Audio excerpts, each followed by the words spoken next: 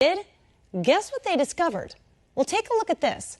In an email sent to Fulton County on May 17th, Tiffany Morgan, reporter for the Georgia Star News, writes, "Dear Fulton County, we are in receipt of a thumb drive which we picked up in person from your office on May 3rd, 2021, that contains scans of documents responsive to our open records request reference. We have reviewed those documents, and it appears that you provided documentation for about 59,000 ballots. The accompanying spreadsheet you provided, a file named Copy of Absentee Ballot Dropbox, Daily Count, November 3rd, 2020, said there were about 78,000 ballots cast in the November 3rd, 2020 election. Please provide us with the missing documentation on these 19,000 ballots and explain the discrepancy." Well, apparently it took almost a good month to get their thoughts together before Mariska Bodison, board secretary for the Fulton County Board of Registration and Elections, replied with this message.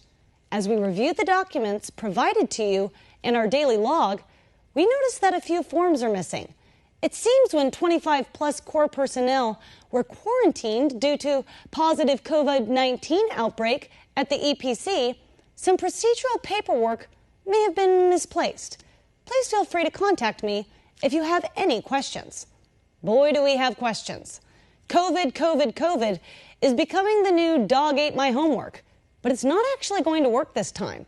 Because when 13 of the 60 employees there at the Fulton County Election Preparation Center tested positive for COVID-19 between October 13th and October 15th, 2020, Richard Barron, Fulton County Director of Registration and Elections, assured the public there had been no delay in processing ballots, except for the day when personnel were getting tested.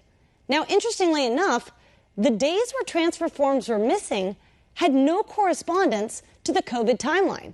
Those dates were October 7th, 9th, and 11th. And it wasn't until the 13th to the 15th that employees started testing positive. And the only day forms were missing after the positive results were released was October 20th. So how did the Georgia Star News actually figure out how many ballots are actually missing chain of custody documents? Take a look at this graphic. Everywhere that is highlighted shows where forms are missing, for a total of 385 Dropbox collections, adding up to a grand total of 18,901 ballots. And do you remember what Biden's margin of winning the state was? 11,779. Now, Fulton County officials are realizing just how bad this looks. So to try to cover up what happened, they followed up their initial email with a new statement. "We do not agree with the 19,000 you referenced in your inquiry. Please advise at how you derived at this number, and we will investigate." Yeah, right, you'll investigate. How in the world can you be missing chain of custody documents for 1 out of 4 absentee ballots in Fulton County? And it takes a local newspaper to break the story?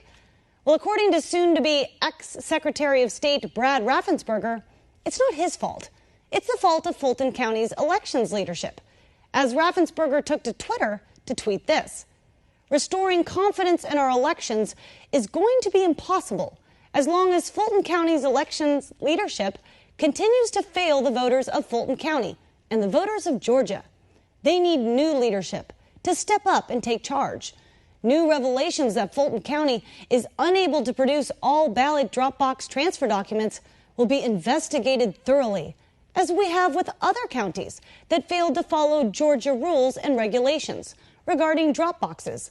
This cannot continue." You want to know what cannot continue? A Secretary of State complicit in aiding and abetting the crime of the century. This isn't just Fulton County's fault. This is the Secretary of State's fault, because it's not just Fulton County that has issues with chain of custody documentation. A total of 28 counties are still not responding to the Star News open records requests, for a grand total of 333,000 Dropbox ballots for which we have not seen chain of custody documentation. And as much as we're talking missing chain of custody documentation, let's not forget that there were plenty of other types of fraud that as of yet have not been investigated.